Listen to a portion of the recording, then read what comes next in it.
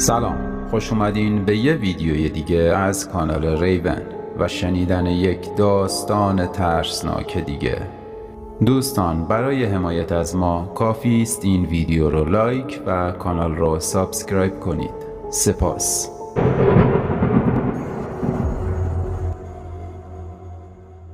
سلام، اسم من نعمته. ماجرای تلخ و عجیبی که هیچ وقت جرأت بازگو کردنش رو نداشتم برمیگرده به چند سال قبل که من و هادی پسر عموم با هم توی معدن کار میکردیم. من و هادی همیشه بخشی از راه موقع رفتن به محل کار با هم مسیر بودیم. یه روز صبح وقتی به محل کارمون رسیدیم، از صحبت‌هایی که بین کارگرها رد و بدل می‌شد فهمیدیم سرکارگرها جلسه دارن و با شنیدن این خبر فکرم درگیر شد، چون اکیپ ما چند روز قبل یه محلی رو کشف کرده بودن و با توجه به حرف و شنیده‌های بین کارگرها احتمالاً قرار بود بریم سمت اون محل. همینطور که توی فکر بودم صدای سرکارگر رشته افکارم رو پاره کرد. با صدای بلندی داشت می گفت: آقایون، محل کار هر گروه توی لیست نوشته شده و لیست هم اونجاست و زدم روی دیوار کانکس. در حالی که کارگرها داشتن جلوی دیوار کانکس جمع می شدن، سرکارگر گفت: تعدادی از بچه ها توی محل جدیدی که کشف کردیم مشغول کار میشن و بقیه هم که داخل لیست نوشتم طبق روال شروع به کار کنن. اسم من و هادی داخل لیست منطقه جدید بود و همراه 9 نفر دیگه رفتیم اونجا. کار ما توی منطقه جدید این بود که وارد یه گودال بزرگ بشیم که به خاطر فرو ریختگی یه محدوده ایجاد شده بود. وقتی وارد اون گودال بزرگ شدیم، یه ساعتی مشغول کار بودیم و یه صدایی شبیه تپش قلب که از دیوار گودال به گوش می رسید توجهمون رو جلب کرد.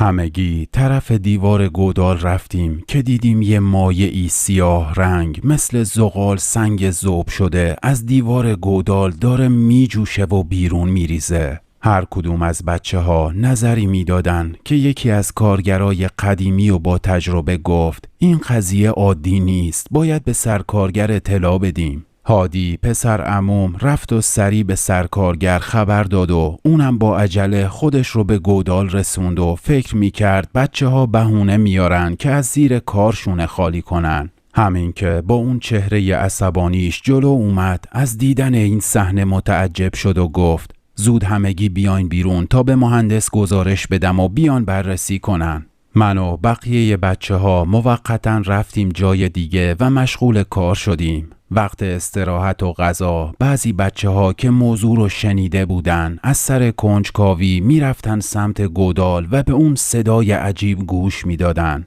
کنار دهنه اون گودال تنها جایی بود که کسی رو مشغول حرف زدن و اظهار نظر نمی دیدی. همگی به در و دیوار گودال چشم می دوختن و به صدای ضعیف و عجیبی که می اومد گوش می دادن. انگار یه چیزی داخل فضای تاریک گودال داشت حرکت می کرد. تا یکی می اومد حرفی بزنه، یه نفر دیگه بلند هیس می گفت و ساکت می شدن. اون گودال و صداهای عجیبی که از داخلش هر چند لحظه یه بار به گوش می رسید همه رو وحشت زده و مسخ خودش کرده بود. وقتی زمان غذا و استراحت تموم شد، سرکارگر اومد بالای سرمون و گفت: پاشین خودتون رو جمع کنین، مهندس تشخیص داده کار اینجا باید ادامه پیدا کنه. هادی که انگار از کنجکاوی و فضولی داشت میمرد، با شنیدن این حرف چارزوق شده بود و نگام کرد و آروم گفت: آخ جون پسرمو، هرچی اونجا هست اول قسمت ما میشه که ببینیمش. منم با نیشخندی بهش گفتم: آره، لابد بعدش میتونی جلوی خونواده زنت از رشادتات تعریف کنی و پوز بدی. خلاصه من و هادی و بقیه کارگرا وارد گودال شدیم و مشغول کار شدیم. خاک گودال جوری بود انگار با زغال سنگ و گل پر شده بود. مدتی اونجا مشغول کار بودیم و وضع به همین روال ادامه داشت، تا اینکه موقع کار یه دفعه متوجه بوی عجیبی شدیم. یکی از کارگرا گفت: بچه ها، این فشار و بوی گاز نیست؟ این حرفش هممونو نگران کرد. همگی سری از گودال خارج شدیم و نفس نفس زنون سراغ سرکارگر رفتم و گفتم احمد آقا فکر کنم اینجا گاز طبیعی هست، بوی عجیبی میاد، ممکنه خطرناک باشه و موقع کار انفجار صورت بگیره. احمد آقا همینطور که گوشی رو بر می داشت و داشت با مهندس تماس می گرفت بهم گفت فعلا کارو متوقف کنین و بیاین بیرون، من الان با مهندس حرف می زنم بیاد اینجا ببینیم جریان این گودال لعنتی چیه. نزدیک غروب بود و دیگه داشت کار تعطیل می شد که مهندسا اومدن و بررسی کردن و نمونه برداری کردن و رفتن. تو 1-2 روز بعد از هادی خبری نشد و من تنها می رفتم سر کار. با خودم می گفتم شاید بچهش مریضه یا خودش کسالتی داره. تا اینکه ظهر موقع ناهار و استراحت سرکارگر اومد طرفمون و یکی از بچه ها ازش پرسید راستی احمد آقا تکلیف اون گودال چی شد؟ کار اون قسمت تعطیل شده؟ احمد آقا گفت اتفاقا اومدم راجع به همون باهاتون حرف بزنم. مهندس با توجه به نتایج عجیب آزمایشات گفتن باید اون گودال رو پر کنیم و کار اونجا کنسله. با این حرف بین کارگرها پچی افتاد و داشتن حرف می زدن که احمد آقا سرکارگرمون به طرف من اومد و گفت نعمت معلومه این پسرموت چی کار داره میکنه؟ مگه اینجا بچه بازیه که یه روز میاد سر کار و 2 روز نمیاد؟ اصلا خبری ازش داری؟ به احمد آقا گفتم هادی بچه خوبیه، احتمالاً کسالت و مریضی براش پیش اومده وگرنه حتما میومد. اون زن و بچه داره و مثل ما مجردا نیست که از زیر کار در بره. احمد آقا در جوابم گفت من نمیدونم، باهاش حرف بزن برگرده سر کار، اینجوری که نمیشه، پس فردا اخراجش کردن از دست من کاری بر نمیاد، از الان گفته باشم. من که دیدم احمد آقا خیلی شاکی بود، با خودم گفتم بهتره بعد از کار حضوری برم سراغ هادی و باهاش حرف بزنم و این قضیه رو بهش خبر بدم. نزدیک غروب بعد از کار رفتم در خونه هادی، اما هرچی در زدم کسی جواب نداد. از کوچه به پنجره اتاق نشیمنشون نگاه کردم و دیدم چراغ روشنه ولی هیچ سر و صدایی نمیاد. با صدای بلند پشت پنجره چند بار هادی رو صدا زدم و گفتم شاید خونه نیستن. داشتم برمیگشتم و چند قدمی از درب خونه دور شده بودم که صدای باز شدن در خونه رو شنیدم. وقتی برگشتم دیدم هادی از لای درب سرک میکشید و بهم گفت نعمت زود بیا داخل. با عجله جلو رفتم و گفتم معلومه کجایی مردک، 1 ساعت دارم در میزنم و صدات میزنم. هادی دستمو گرفت و منو کشید داخل حیاط خونه و درو بست. وقتی با دقت نگاش کردم جوری مضطرب بود که انگار روح دیده. همین که ازش پرسیدم اتفاقی افتاده، با حالی پریشون دستمو کشید و گفت بیا داخل برات تعریف میکنم. هادی برام گفت یادت چند روز پیش موقعی که بوی عجیبی داخل گودال پیچید و کارو تعطیل کردیم و همه بیرون رفتن، من آخرین نفر بودم. وقتی میخواستم بیام بیرون دیدم از دیواره گودال آب و گل میجوشه و بیرون میریزه. حس کردم چیزی اونجاست و گل و لای رو کنار زدم. من اونجا یه صندوقچه کوچیک چوبی پیدا کردم و به زور بیرون کشیدمش و توی لباسم قایمش کردم و آوردمش خونه.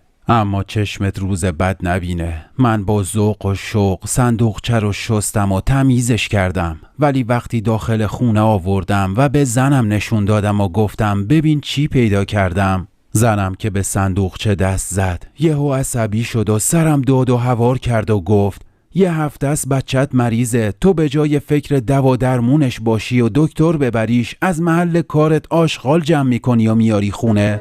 تا حالا زنم هیچ وقت اینجوری با هم حرف نزده بود نعمت. من همش میخواستم بگم شاید توی این گنجی چیزی باشه و زندگیمون زیر و رو بشه، ولی انگار اون اصلا حرفامو نمیشنید و با عصبانیت دست بچه رو گرفت و قهر کرد و رفت خونه پدرش. نمیدونم به اونا چی گفته بود که پدر زنم بعدش اومد در خونه و هر چی از دهنش در اومد بارم کرد و جلوی در و همسایه آبروم و سکه یه پول کرد و رفت. نعمت الان 2 روزه که میخوام در این صندوقچه لعنتی رو باز کنم و ببینم چی داخلشه، ولی هر بار بهش دست میزنم چهره ترسناک زنی رو در نظرم میبینم که انگار آب و گل از دهنش خارج میشه و یه صدایی مثل اون صدای تپش قلب که داخل گودال میشنیدیم از این صندوقچه بیرون میاد و میترسم بمبی چیزی داخلش باشه. از فکرش دارم دیوونه میشم و نمیدونم چی کار کنم. من از حرفهای هادی که سر و صورتش عرق کرده و مضطرب بود نگرانیم بیشتر و بیشتر میشد. جلو رفتم و به اون صندوقچه چوبی نگاهی انداختم. هیچ علامت و نوشته‌ای روی صندوقچه نبود. انگار اصلاً دری برای باز کردن نداشت و با احتیاط بلندش کردم و کمی تکونش دادم. از وزنش به نظر می اومد پر باشه، نه خالی. نگاهی به هادی کردم که با چشمهای گرد شده نگام می کرد. انگار منتظر بود منم اون شبح زن عجیب و ترسناک رو ببینم، ولی من چیزی حس نکردم. وقتی به هادی گفتم یه وسیله‌ای چیزی بیاره تا در صندوقچه رو باز کنم، هادی عین موشک رفت و با یه چکش توی دستش برگشت. همین که زدم و صندوقچه رو شکستم، تمام فرش اتاق پر از گل و لای شد و داخل صندوقچه پر از گل بود. در میون گل و لای داخل صندوقچه یک کتاب کوچیک و عجیب بود. وقتی با یه پارچه کمی تمیزش کردم اصلاً شبیه یک کتاب معمولی نبود. جلد کتاب پر از مو بود و فکر کنم از پوست بز درستش کرده بودن و خیلی قدیمی به نظر می رسید. دور کتاب زنجیری با حلقه های یک اندازه بسته شده بود که یکی از حلقه ها از بقیه درشتر بود و روی جلدش شکل موجودی عجیب و غریب با چندین دست قرار داشت و فکر کنم از جنس نقره بود. هادی که با باز شدن صندوقچه ترسش کمی ریخته بود جلو اومد و کتابو از دستم گرفت و گفت این دیگه چیه؟ بهش گفتم هرچی هست گنج و طلا نیست پسرمو، انگار به کاهدون زدی. اتفاقی که بعدش افتاد نمیدونم از شانس من بود یا از بدشانسی تفلک هادی بود.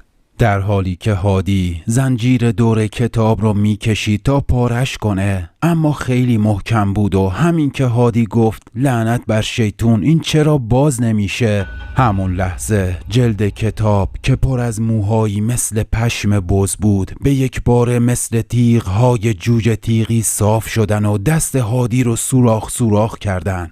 هادی با دستی پر از خون کتاب از دستش افتاد و قطره‌های خون روی جلد کتاب ریختن که دیدم حلقه بزرگ زنجیر خود به خود شکست و به دو نیم شد و زنجیر آزاد شد. سری دست هادی رو با یه دستمال بستم و 2 نفری سراغ اون کتاب عجیب برگشتیم. وقتی بازش کردم همش 3 برگه ضخیم و لوح مانند از جنس چوب داشت. داخل هر برگه متن و نوشته هایی به زبونی عجیب و تصویر 3 موجود ترسناک بود که من داشتم با دقت به یکیشون نگاه می کردم.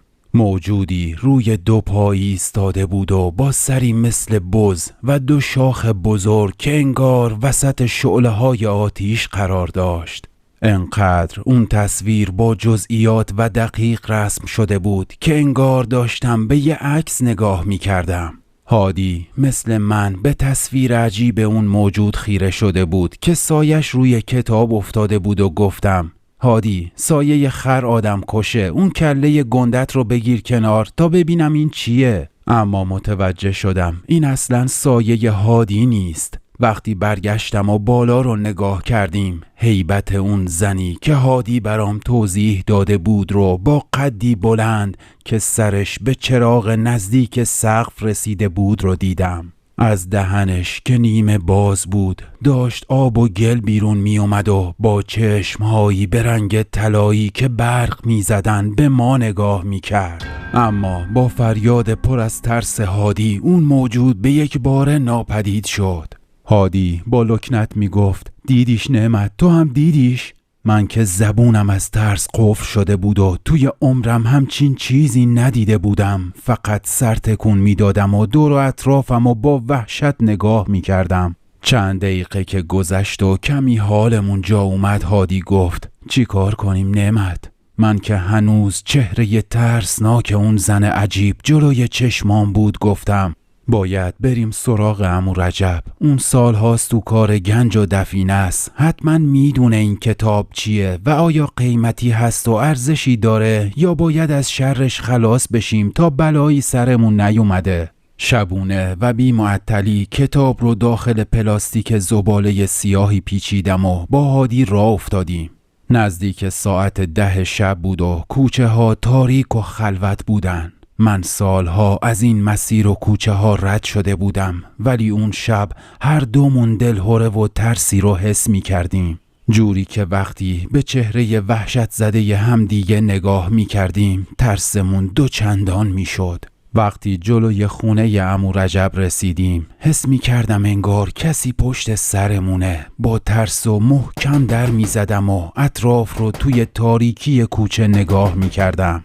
چند لحظه بعد عمو رجب با خلق تنگی از داخل حیاط با عصبانیت فریاد زد و می گفت چته یابو، مگه در طویله باباته که اینجوری در میزنی؟ بنده خدا پیرمرد بی اعصابی بود و وقتی در رو باز کرد و من و هادی رو دید 4 تا فحش آبدارتر هم نثارمون کرد. من بدون اینکه چیزی بگم گوشه کتاب رو نشونش دادم و گفتم عمو رجب اینو توی صندوقچه‌ای داخل معدن کار می‌کردیم و پیدا کردیم.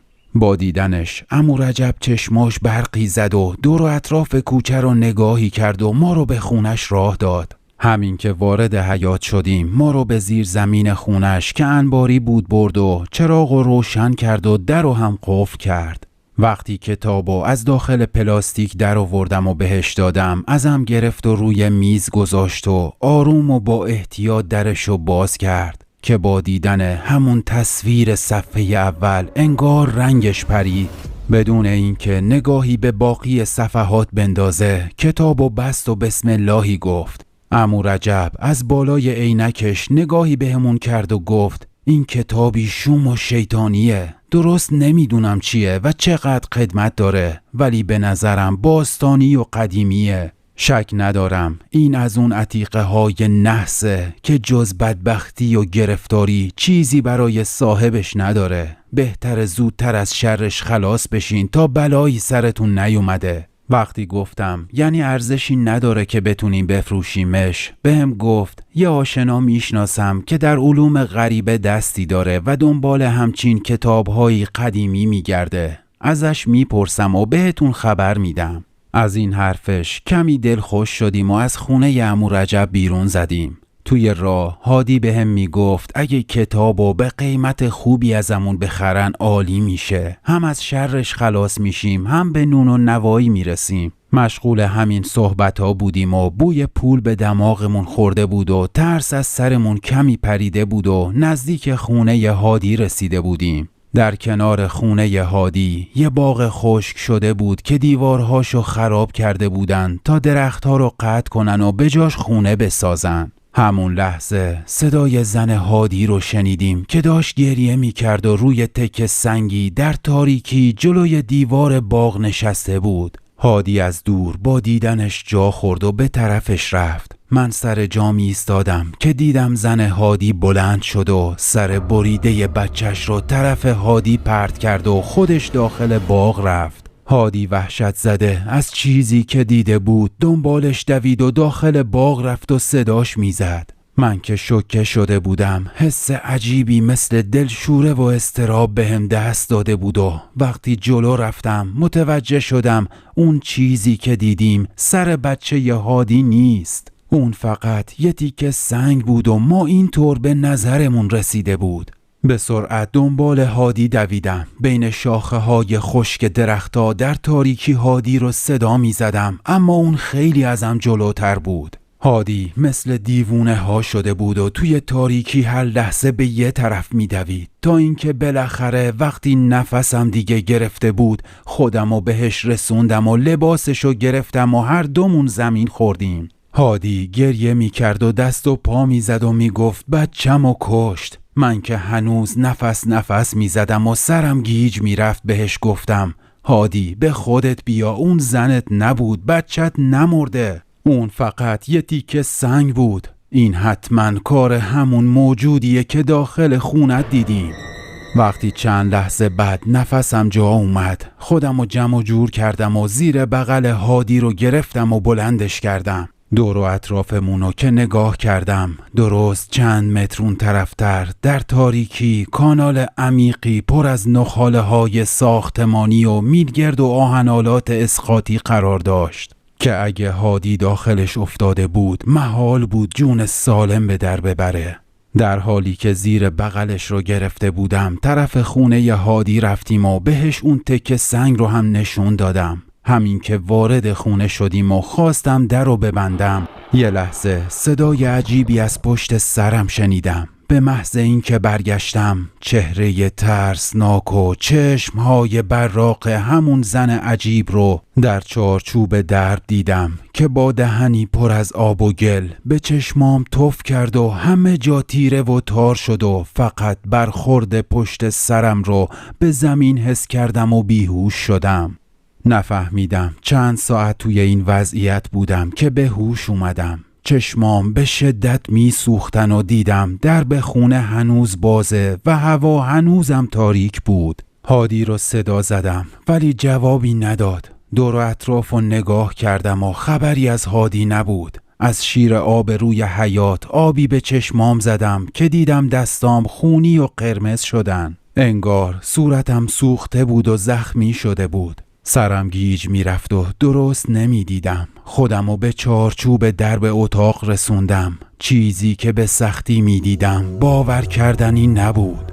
هادی روی دو زانو نشسته بود در حالی که دستاش پر از خون بود و با یک کارد مثل دیوونه ها یکی یکی انگشتاش رو زخمی می کرد و خونش رو روی کتاب می ریخت و می خندید. انگار که از این کار داشت لذت می برد. من از ترس قدمی عقب رفتم که از پشت به کسی برخوردم و با وحشت برگشتم و چهره آشنای عمو رجب رو دیدم، همراه پیر مردی قد کوتاه با ریشی سفید و بلند. قبل از اینکه چیزی بگم اون پیر مرد منو کنار زد و به عمو رجب گفت مراقبش باش، ممکنه این جوون هم تسخیر شده باشه و خودش طرف هادی رفت. در حالی که وحشت زده از عمو رجب میپرسیدم چه بلایی سر هادی اومده، صدای بلند ذکر خوندن اون پیرمردو که بعداً فهمیدم همون دوستی بود که عمو رجب میگفت استاد علوم غریب است، از داخل اتاق میشنیدم. اما بلندتر از اون صدای خنده های عجیب و ترسناک هادی بود که به گوشم میرسید. عمو رجب بهم میگفت خیلی شانس آوردیم، چون وقتی با دوستش تماس گرفته و مشخصات اون کتاب رو گفته بود، اون استاد به عمو رجب گفته بود اگر این کتاب جعلی نباشه دست هر کسی هست و مهر و موم کتاب رو باز کرده به طلوع آفتاب نرسیده قربانی خادمین شیطانی این کتاب میشه و جونش رو میگیرن. برای همین خیلی زود خودشون رو به خونه ی هادی رسونده بودن. چند دقیقه بعد اون استاد هادی رو از اتاق بیرون آورد، ولی هادی مثل مرده های متحرک با دهن نیمه باز به روبرو خیره بود و کلمه ای حرف نمی زد. هادی انگار مسخ شده بود و از گوشه لبش آب دهنش آویزون شده بود و واکنشی نشون نمیداد. با خون زیادی که از بریدگی های دست هادی رفته بود، رنگ و روش مثل گچ سفید شده بود و عمو رجب تکه‌ای پارچه آورد و دستهای خونالودش رو بست. دوست عمو رجب که انگار خودش هم کمی ترسیده بود گفت باید زودتر این کتاب شوم و نحس رو نابود کنیم. فقط خدا میدونه که چند صد سال پیش و چه کسی این کتاب رو مهر و موم کرده و از جایی که شما پیداش کردین نشون میده قطعاً اونو به چاهی انداخته و مدفونش کردن تا دست کسی بهش نرسه. اما چرا به جای این کار نابودش نکردن نمیدونم. دوست عمو رجب داخل خونه رفت و کتاب رو بیرون آورد و وسط حیاط قرار داد و ذکری خوند و کتاب آتیش زد. اما انگار 10 لیتر بنزین روی کتاب ریخته باشن. شعله‌های آبی و پرحرارت از کتاب بلند می شد و در عرض چند لحظه آتشی بزرگ شد، جوری که درخت کوچیک پرتقال داخل حیاط که نزدیکش بود از سوز شعله‌ها و حرارت برگ‌های سبزش مچاله شدن. همگی بهت زده به شعله‌ها نگاه می کردیم و از حرارت زیاد اون آتیش عجیب عقب می رفتیم که من در میون شعله‌ها به یک باره هیبت اون زن ترسناک رو دیدم، در حالی که جیغ گوش خراشی می زد و می سوخت. اون موجود به هادی اشاره کرد و هادی در یه لحظه خودش رو وسط شعله‌های آتیش پرت کرد. جلوی چشم هممون بدون هیچ صدا و فریادی سوخت و جون داد و هیچ کاری از دست ما برای نجاتش بر نیومد و من با چشمهای پر از اشک شاهد این اتفاق بودم. وقتی با گریه از دوست عمو رجب پرسیدم چرا هادی این کارو کرد، اونا هم که مثل من از این اتفاق شوکه شده بودن بهت زده فقط نگام می‌کردن. تا اینکه وقتی بعداً تمام ماجرا رو برای دوست عمو رجب تعریف کردم بهم گفت حالا میفهمم چرا کسی که این کتاب رو مدفون کرده نابودش نکرده بود، چون حتما اون میدونسته بهای نابود کردن این کتاب جون کسیه که با خون خودش مهر این کتاب رو باز کرده. با مرگ عجیب هادی در اون شب ما که نمیتونستیم واقعیت ماجرا رو برای کسی بازگو کنیم، به ناچار گفتیم هادی خودکشی کرده، چون هیچ کس حرفمون رو باور نمی کرد. بعد از اون اتفاق من کار توی معدن رو رها کردم و مدتی بعد توی کارخونه بسته‌بندی مشغول کار شدم، اما هر ماه بخشی از حقوقم رو به خانواده هادی میدم، چون هنوزم خودم رو در مرگ و اتفاقی که برای هادی افتاد مقصر میدونم.